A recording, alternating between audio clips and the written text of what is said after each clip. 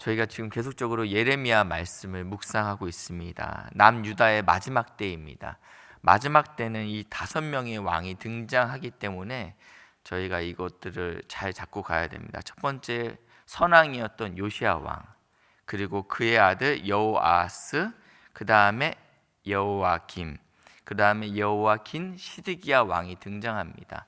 이 예레미야서에는 이 왕들이 계속적으로 등장하는데 순서적으로 등장했으면 좋겠는데 꼭 그렇지는 않습니다. 여호와김이 나왔다, 시드기야가 나왔다, 다시 여호와김으로 돌아가기 때문에 이 왕들의 순서를 좀 정확히 기억했으면 좋겠습니다. 오늘 성경에 보니까 이렇게 표현하고 있어요. 유다의 요시야 왕의 아들 여호와김 제4년에 라고 표현하고 있습니다. 먼저 이 여호와김이 어떻게 왕에 오르게 됐는지에 대해서 좀 이야기하고 싶습니다. 요시야라는 아주 하나님을 잘 섬겼던 선왕이죠. 왕이 율법책을 듣다가 자신의 옷을 찢었던 왕입니다. 하나님의 말씀을 지키기 위해서 열정을 다했던 왕입니다. 그런데 이 중요한 건 이 남유다의 문제뿐만 아니라 지금 북방에서는 어떤 일이 있었냐면 신흥 강국이었던 바벨론이 전통적인 강국이었던 아수르를 거의 정복하는 단계에 이르렀습니다. 아수르는 어떤 나라입니까? 북이스라엘을 멸망시켰던 나라죠. 근데 이 나라가 이제 아수르가 몰락하는 상태가 발생되자 애굽에서는 이것들을 가만히 둘 수 없었습니다. 지금이 좋은데 신흥 강국인 바벨론이 아수르를 점령하면 자신이 위태해졌기 때문에 이 아수르를 돕기 위해서 애굽이 남유다를 지나가야 됐습니다.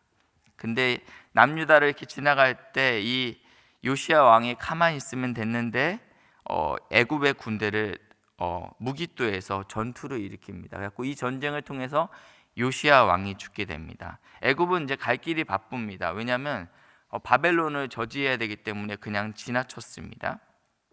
근데 이 전쟁에서 어떠한 승패가 정확히 나지 않은 것 같습니다. 갈그미스 1차 전투라고 얘기하는데, 그러고 나서 지금 이제 요시야 왕이 죽었기 때문에 백성들이 그의 아들 여호아스를 왕으로 세웠다라고 성경에서 이야기하고 있습니다. 근데 이 여호아스는 넷째 아들입니다. 요시야 왕의 넷째 아들입니다. 백성들이 여호아스를 왕으로 세우고 나서 이 갈그미스에서 애굽과 그리고 아수르 그리고 바벨론과의 전투에서 어떠한 승패가 명확히 나지 않은 상태에서 애굽이 다시 이제 내려왔는데 새로운 왕이 떡하니 세워져 있는 거예요. 그래서 누가 너 마음대로 왕이 되래. 그래서 여호아스를 3개월 만에 폐위시킵니다. 그리고 애굽은 자기에게 충성할 수 있는 왕 여호와김을 왕으로 세웁니다. 그러니까 여호와김은 둘째예요. 그러니까 서열상으로도 자기가 당연히 왕이 됐어야 되는데 백성들의 신임을 얻지 못했던 것 같아요. 근데 백성들이 자기의 동생을 왕으로 세웠는데 그 동생이 3개월 만에 폐위되고 애굽에 의해서 자기가 왕이 됐습니다. 그러니까 여호아스는 내가 누구에게 충성해야 될지 명확했습니다. 그렇죠? 여론은 자기에게 좋은 감정이 있지 않아요. 백성들과 고관들은 자신에게 좋은 감정이 있지 않은데 자신을 왕으로 세워준 애굽은 자기에게 굉장히 고마운 존재였던 것입니다. 이렇게 해서 이제 왕이 된 겁니다. 그래서 왕하 23장 35절에 보시면 이렇게 얘기하고 있어요. 23장 31절부터 제가 보겠습니다. 여호아스가 왕이 될 때 나이가 23세라. 그러니까 저기 넷째죠.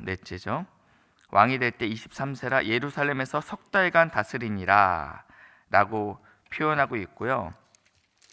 그리고 나서 이제 여호와김이 왕이 됩니다. 3개월 만에요.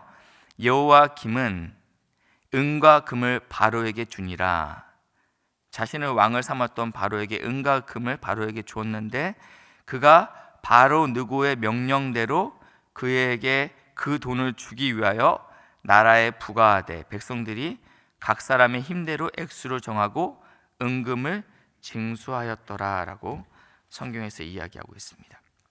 자신을 왕시켜준 애굽 왕인 바로 느고에게 은금을 징수하였다 라고 성경에서 이야기하고 있습니다.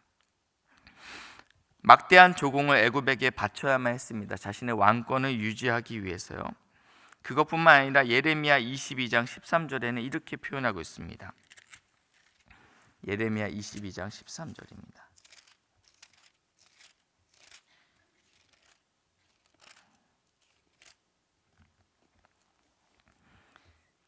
이렇게 표현했습니다. 그 여호와김에 대해서 이렇게 표현하고 있습니다. 불의로 그 집을 세우며 부정하게 그 다락방을 지으며 자기 이웃을 고용하고 그의 품삯을 주지 아니하는 자에게 화가 있을진저. 지금 여호와김이 그랬다는 거예요. 불의로 그 집을 세우고 사람을 고용했는데 품삯을 주지 아니하였다. 그리고 그가 이르기를 내가 나를 위하여 큰 집과 넓은 다락방을 지으리라 하고 자기를 위하여 창문을 만들고 그것에 백향목을 입히고 붉은 빛으로 칠하도다. 내가 백향목을 많이 사용하여 왕이 될 수 있겠느냐라고 얘기하고 있습니다. 그러니까 이 자신의 왕됨을 어디서 지금 찾아내려고 하냐면 화려한 건축물을 통해서 내가 왕됨을 드러내기 위해서 노력했다라고 오늘 성경에서 이야기하고 있습니다. 자신의 정체성을 외적인 것에서 찾는 거예요. 백성이 인정하지 않으니까 내가 내 왕됨을 어디서 찾아야 되냐면 화려한 건축물에서 찾는 거예요. 오늘 우리의 자신의 정체성을 어디서 찾습니까? 혹시 우리의 직분에서 찾고 있지 않습니까? 내가 어떤 직분에 있어 라고 해서 거기서 찾지 않습니까? 어떤 데는 보니까 밍크코트에서 찾는 교회가 있더라고요. 그 교회에 오면 권사님들이 다 밍크코트를 입고 있대요. 백에서 찾고. 여러분은 우리의 정체성을 어디서 찾고 있습니까? 이건 자연스럽게 하나님과 친밀할 때 그 정체성은 따라오는 것들입니다. 그런 다음에 오늘 본문에 보니까 36절 2절에 보니까 이렇게 표현하고 있습니다. 그러니까 여호와김 제4년에는 이러한 일이 있었다. 이런 일이 있었다. 백성들에게 지지를 받지 못한 왕, 그리고 애굽에 의해서 애굽에게 충성할 수밖에 없는 여호와김이 있었다라고, 그리고 그는 백성들을 하대하고 있었고 학대하고 있었다라고 성경에서는 이야기하고 있는데, 그러한 당시에 하나님께서 예레미야에게 이렇게 말씀하고 있어요. 너는 2절입니다. 36절 2절에 너는 두루마리 책을 가져다가 내가 내게 말하던 날, 곧 요시아의 날부터 오늘까지 이스라엘과 유다와 모든 나라에 대하여 내가 내게 일러준 모든 말을 거기에 기록하라 라고 예레미야에게 말씀하고 있습니다. 3절에서 기록한 내용에 대한 요약이 표현되고 있습니다. 유다 가문이 내가 그들에게 내리려 한 모든 재난을 듣고 각기 악한 길에서 돌이키리니 그리하면 내가 그 악과 죄를 용서하시리라. 하나님께서 예레미야에게 기록해라 라는데 그 목적 자체가 뭐냐면 이거 듣고 네가 돌이켰으면 좋겠다라는 이야기를 하고 있습니다. 메시지 성경에는 이렇게 표현하고 있어요. 행여 유다 공동체가 알아들을지 모른다.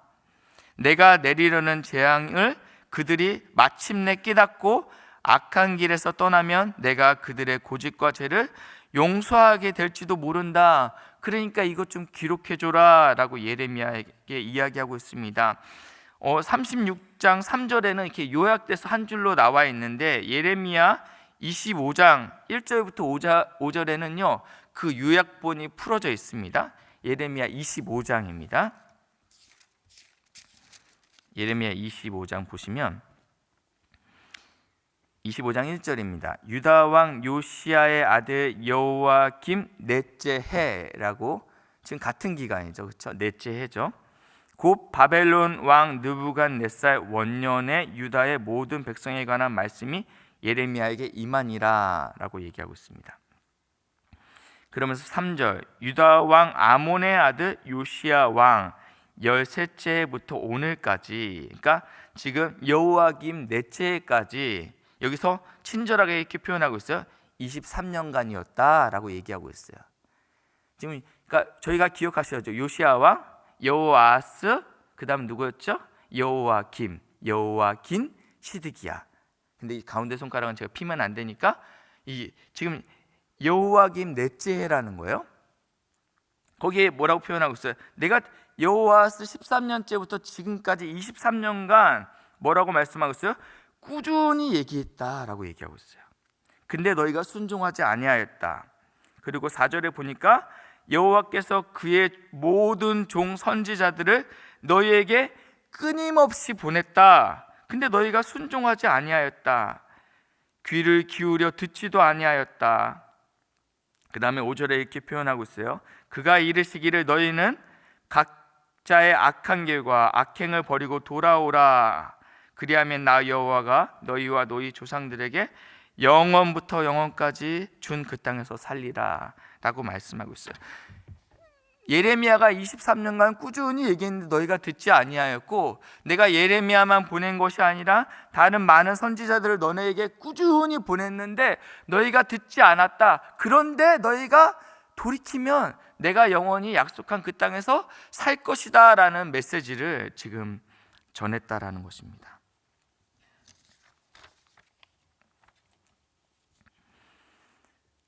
예레미야 당시에 하나님의 말씀을 전했던 선지자가 한 명 더 있습니다.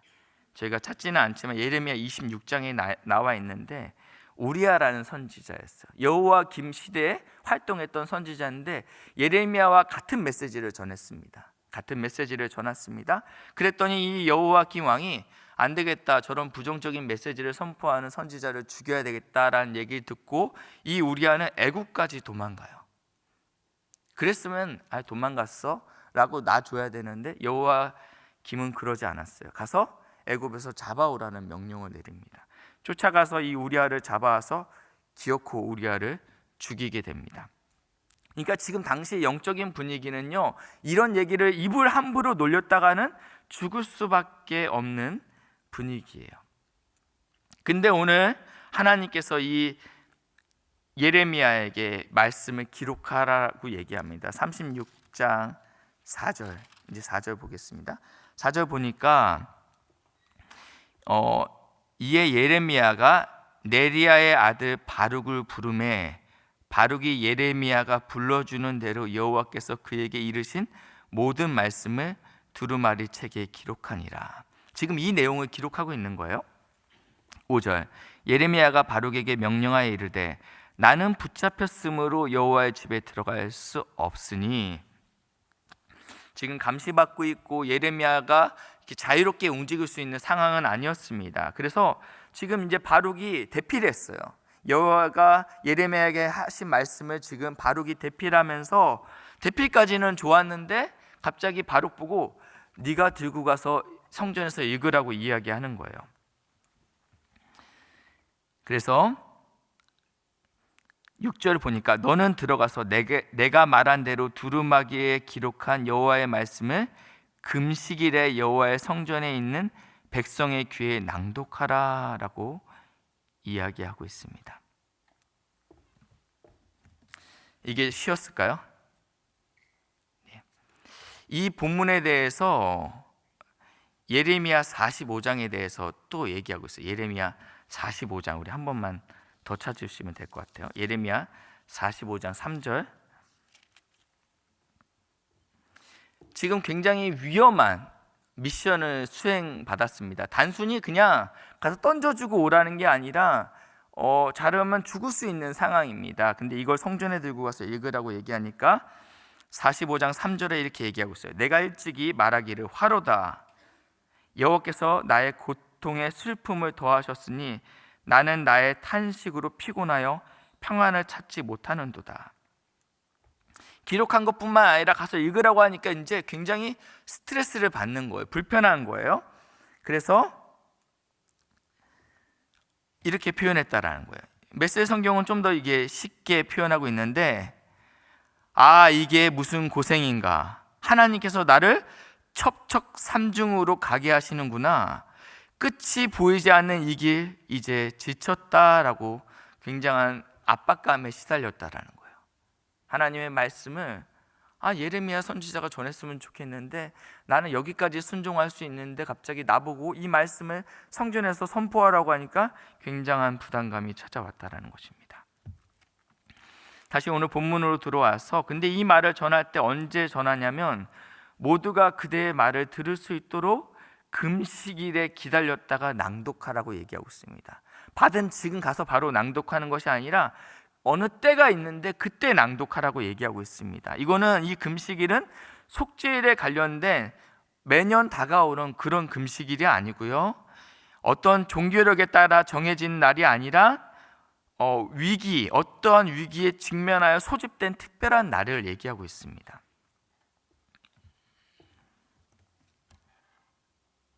그 얘기가 어디 나오냐면요, 9절에, 오늘 36장 9절에 나옵니다. 유다의 요시야 왕의 아들 여호와김의 제5년, 그전에는 제4년이었죠. 제5년 9월에 예루살렘의 모든 백성과 유다 성읍들에서 예루살렘에 이른 모든 백성이 여호와 앞에서 금식을 선포한지라. 무슨 일이 일어났던 것 같아요. 지금 굉장히 다급했던 것 같아요. 그래서 지금 안 되겠다, 우리가 하나님께 엎드려 기도해야 되겠다라고 지금 여호와김 5년에 지금 금식을 선포했다라고 이야기하고 있습니다. 당시 어떠한 일이 있었냐면 갈그미스 2차 전투가 있었습니다. 1차 전투에 어떠한 승패를 보지 못했어요. 2차 전투가 일어났습니다. 이번에도 역시 애굽은 군대를 파병시켜서 전쟁해서 이 애굽이 바벨론에게 완전히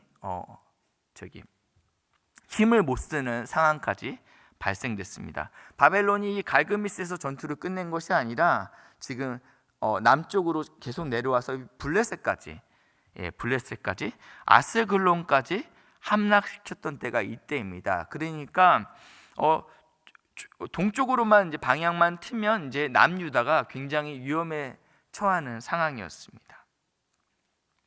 하나님께 간구했죠. 하나님께 금식을 선포하고 기도할 수밖에 없는 상황입니다. 풍전등화의 상황이었습니다. 지금 이스라엘 백성의 마음이 가난하고 어려운 때 드디어 이제 이 바룩은 예레미야에게 받았던 이 말씀을 성전에서 선포하게 됩니다.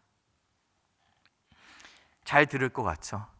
마음이 가난하니까요. 11절, 그마랴의 아들 미가야가 듣고, 하나님의 말씀을 듣고 서기관의 방으로 찾아갔습니다.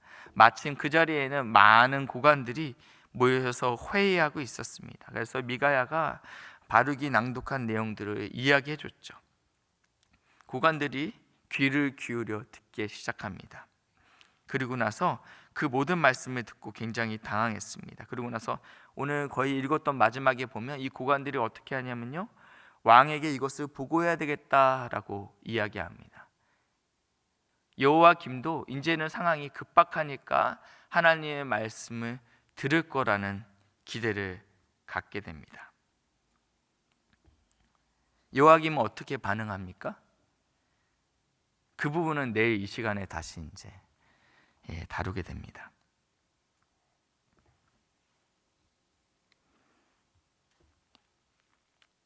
저희가 좀 같이 기도하고 싶습니다. 하나님께서 우리를